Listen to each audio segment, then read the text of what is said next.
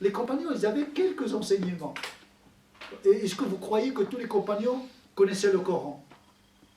Il n'y avait que 4 qui connaissaient le Coran par cœur.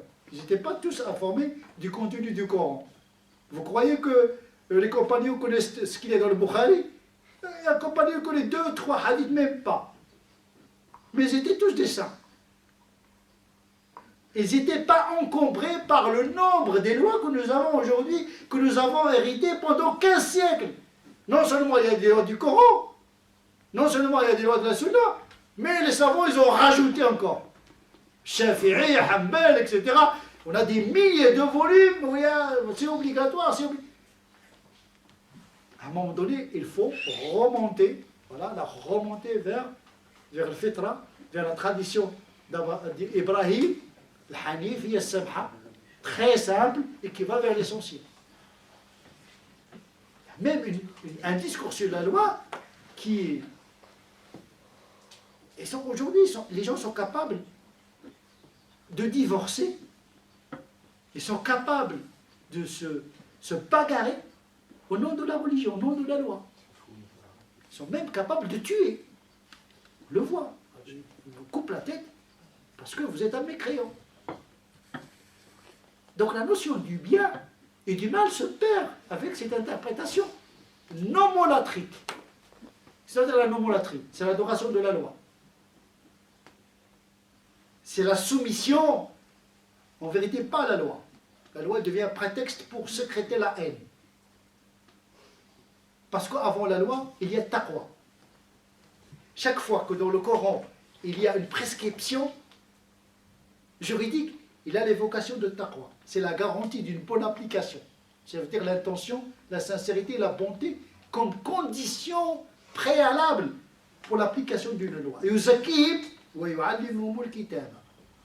donc il les purifie, il nettoie le réceptacle avant de leur enseigner le livre.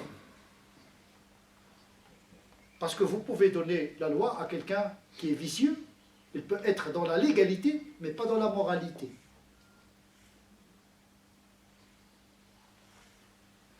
Un compagnon, 3 compagnons disaient, nous avons eu la foi avant le Coran.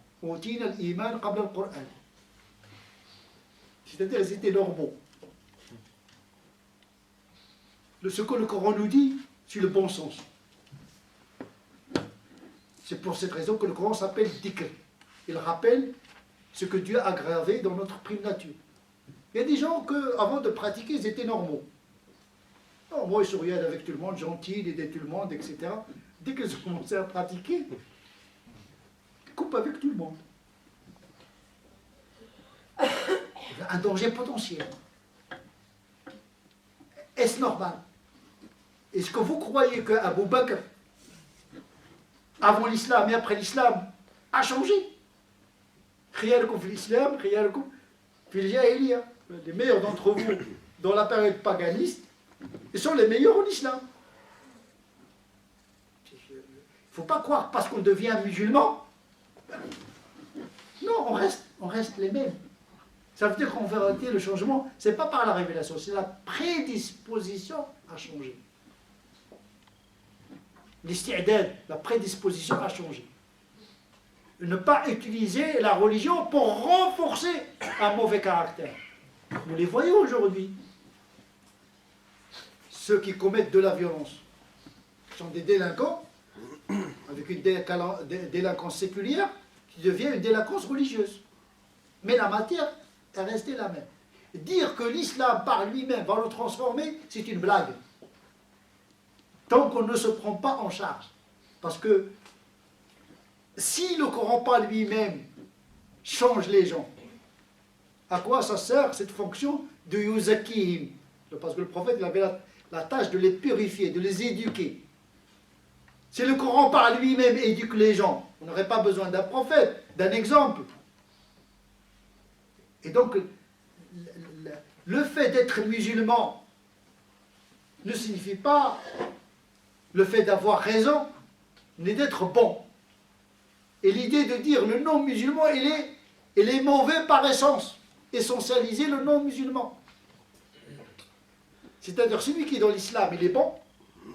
celui qui n'est pas dans l'islam, il n'est pas bon. Qu'est-ce que tu en sais? Qu'est-ce que tu en sais? Peut-être le non-musulman, tu vas le trouver au paradis, et toi, tu vas te trouver dans la djihad. Là aussi, on a besoin de ce que s'appelle une doctrine du salut, parce que beaucoup de musulmans pensent que être un non-musulman, c'est un délit. Déjà, tu es non-musulman, tu es mal parti, tu es mal barré. C'est même pas la peine.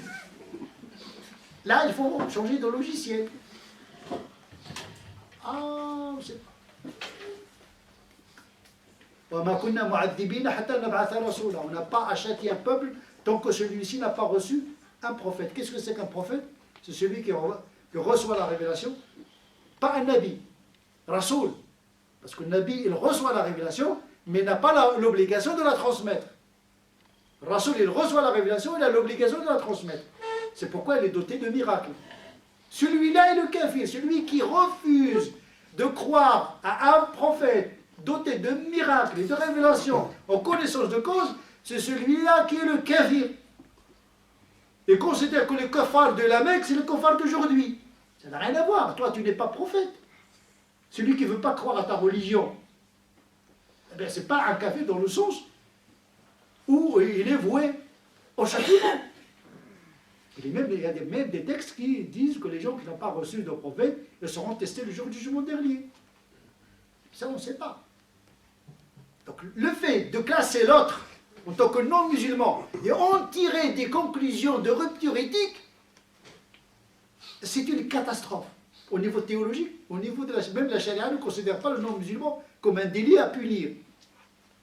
Ça n'existe pas dans le droit canon. Le fait que l'autre ne soit pas musulman, je dois derrière. Même la médisance est interdite à l'égard d'un non-musulman en paix. Le ghaïba haram, il n'y a pas une charia que je vais appliquer avec les musulmans et une charia que je vais appliquer avec les non-musulmans.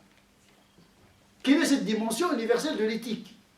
Aujourd'hui, il est presque utilisé dans le sens de la protection des musulmans, d'avoir une logique, quand je suis dans la communauté, et encore, parce que les musulmans entre eux, ils ne sont pas très tendres, donc, nous parlons de quelque chose qu'on n'arrive pas à vivre. C'est ça la réforme, c'est renouer avec la morale. À quoi ça sert de changer la pensée alors que la morale ne change pas, l'éthique ne change pas, la nature humaine du musulman ne change pas.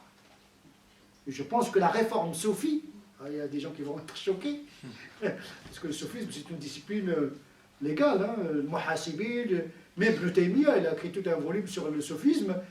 Il n'y a pas un savant qui se respecte et qui n'a pas une expérience initiatique dans la progression spirituelle vers l'accès à la transcendance, l'amélioration.